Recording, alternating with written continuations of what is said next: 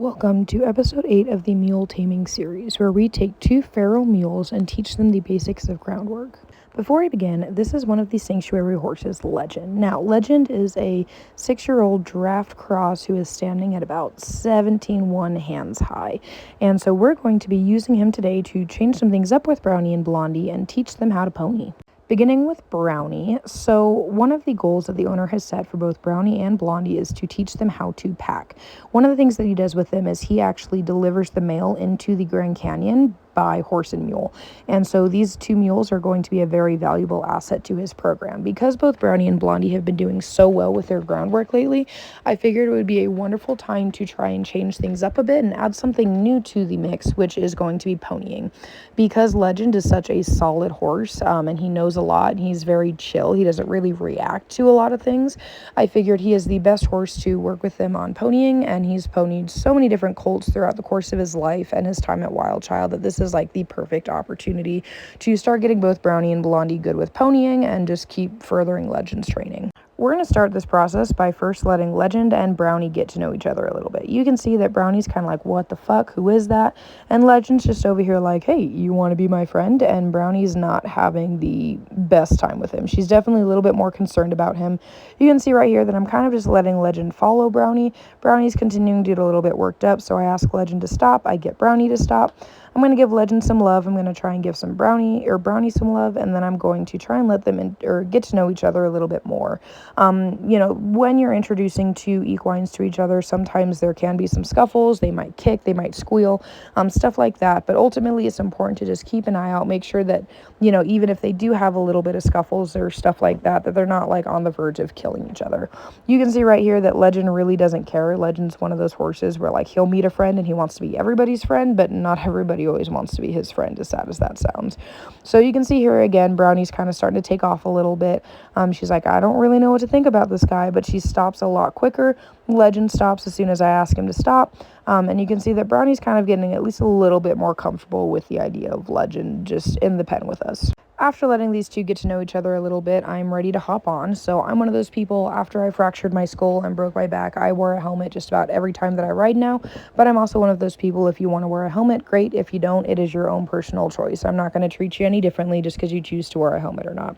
So now that we've done that, I'm going to hold on to Brownie's lead rope as I prepare to hop on. The goal here is I'm going to do this slowly, not for Legend's sake, but for Brownie's sake, because sometimes when you're teaching an equine how to pony, they can freak out once you actually get up and above them and get up in the saddle. So I'm going to take things slow. I'm going to put my foot in the stirrup. You can see that just a moment there, Brownie kind of took a step back. So I'm just keeping an eye on her as I go to hop on Legend, just to make sure that she's not going to freak out or anything the second I do get on top of him. And you can see that she's kind of looking, she's swishing her tail a little bit. Her ears are hyper focused on me, but she's not trying to bolt or anything. And so now the next step is I'm going to hold that lead rope. I'm going to get myself adjusted, and then I'm going to ask Legend to start moving. You can see that Brownie does start giving to pressure pretty well. Legend starts moving and she starts moving. There's still a lot of tension on that lead rope. I would honestly like to have her a little bit closer to Legend. I'm pretty confident that Legend will not kick. He's ponied so many different colts at Wild Child that we've had in for training. Then the only time that he's ever really kicked out at a horse or a mule is if they've tried to bite him or kind of be an asshole or something. You can see right here that Brownie goes to plant her feet for a little bit, and so what I kind of did was I had Legend make a sharp turn so that I could kind of pull her off balance, kind of the exact same concept of teaching her to lead when she would plant her feet, and it throws her off balance enough just to get her to take a step. She takes that step. We continue to kind of do a sharp turn, and you can see here in just a moment that she does start following Legend a little bit better than she was before. She's still kind of putting a lot of tension on that lead rope. She's not really following as well. Right here, she goes to plant her feet again, and I'm holding on and she's holding on, and Legend kind of gets thrown off balance a little bit. So I'm going to ask Legend to stop, and then I'm going to try to encourage Brownie to come forward again. And you can see here yet again that she is starting to come and follow Legend a little bit better. She's not planting her feet as much as she was. Right here, she goes to see something in the distance. She kind of takes a look at it, but instead of planting her feet, she does start walking again. And so ultimately, the goal here that I'm working on with Brownie is just getting her to continue following me, to continue doing all of these things. And over time, the goal is that she doesn't try to to plant her feet as much and feels a lot more confident about following behind Legend rather than putting a lot of tension on the lead rope. You can see here again, she kind of goes to stop, but just that little bit of pressure and she starts going again. She's not planting her feet for several seconds at a time. She kind of plants her feet, thinks about it, and then she gives to that pressure again. And you can see right here, for just a moment, she was even starting to follow Legend with less slack on the lead rope. Right here, we have a lot less slack too. So she's definitely starting to give to pressure a lot better. So what I'm going to start doing now is I'm going to try to start incorporating turns and stops and all of that fun stuff, so that we can work with her on following Legend even when we're turning, even when we're stopping, and all of that fun stuff. Here we are, we go to change direction. I apply that pressure. She gives to that pressure relatively quickly. She doesn't really try and fight me very much on it.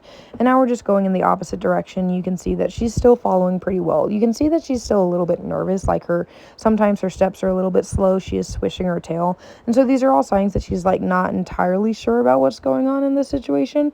But overall, she's not panicked. She's not freaking out, and she's still following Legend very well. Right here, I ask Legend to stop. I'm going to try and get Brownie to come up on Legend just a little bit more, and she's not really having it, so I'm going to reach back, try and give her some pets and see if that makes a difference. She does reach out a little bit. Now that I've had Legend stop, I'm going to ask him to go forward again, and you can see that Brownie starts to come forward as well, just with Legend. And just a moment here, I'm going to ask Legend to stop again, and we're just going to work on stopping and going and stopping and going and stopping and going, because the goal when you are ponying an equine is that when your pony horse stops or turns, they stop and turn, and vice versa, because you do want them to have that boundary with that horse in front of them. You don't want them to try and run up into that horse at any chance that they get. So just by doing that exercise of stopping and going and stopping and going, we can work on stopping, letting Brownie give Legend his space, and she's actually already doing a pretty good job at it. She's not really trying to run up into him or anything too crazy like that. So overall, I'm very proud of her with how this is going, because she's not being a menace. If anything, she's just following along. Like, the worst she's doing is like just deciding to stop, or trying to communicate that she's a little bit unsure about the situation, which is okay. I ponied Brownie around probably for about an hour, and you can see just within that hour right here, I'm able to turn through the center of the round pen, and she turns with us. So overall, she's doing extremely well with this ponying session, like a lot better than I anticipated. Some equines tend to try and rush in front of the pony horse or stuff like that, and overall, she's not really giving me much, so I'm proud of her for that. To end the session, I'm going to do something super duper risky. I'm going to lay backwards on Legend, and just kind of let Brownie stand there for a moment. I might try and pet her a little bit, which you can see right here, just to show her that she's doing a good job. But overall, I'm just going to take this moment to love on Brownie, give her a break, give Legend a break, and show them both that they're doing phenomenal. Moving on to Blondie, we're going to start in the exact same way that I did with Brownie, and I'm going to take a moment to let her and Legend get to know each other. I just want to make sure that they're not going to try and fight or do anything too crazy when I'm on Legend's back. You can see right here that they're sniffing noses. They're kind of trying to get used to each other's scent and everything, which is a good thing. In just a second, you're going to see Legend goes to strike out. He goes to do a little bit of a squeal, which is okay. It was a little bit concerning at first, but then they go right back to sniffing noses, and overall, they're kind of showing me that they're getting used to each other, getting used to each other's scents and everything, and no one's really too worried about each other. You can't really see Blondie very much. Right here, she does go to walk off a little bit. Legend just goes to be like, hey, I thought we were friends. Right here, I try and bring them nose to nose again so they can kind of get to see each other a little bit more. Legend goes to approach her, and I kind of let her. She does kind of go to walk away a little bit, just like Brownie did, but she's not trying to get away as much as Brownie was. She kind of took those few steps and stopped. She's taken a few more steps.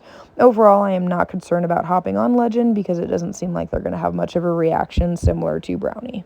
I go to put my helmet on, put my foot in the stirrup, and then I'm going to slowly put myself onto Legend's back, just like I did with Brownie. You can see that Blondie, she's kind of backing up a little bit. She's looking, her tail is swishing, and, these are signs that she's kind of like, what the fuck are you doing up there, crazy lady?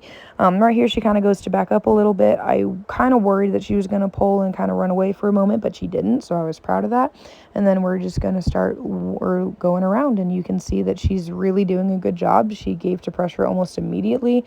We kind of go out of frame here for a moment, but one thing that I'd like to point out with Blondie is that she doesn't have a lot of tension on the lead rope like Brownie did. She does have a lot of slack on the lead rope. She's following Legend pretty much in the area that I want her to. Sometimes I do like it when they're a little bit closer to my knee, but for packing purposes, typically they're just like rigged to the saddle, and I don't really have to like try and get her super close to my knee or anything like that. But overall, for her first ponying session, she's giving to pressure. I'm already able to start changing directions with her, and she's really not putting up much of a fight at all. Legend's just kind of plodding along like he typically does. She's just following Legend, whether we turn, we stop, etc.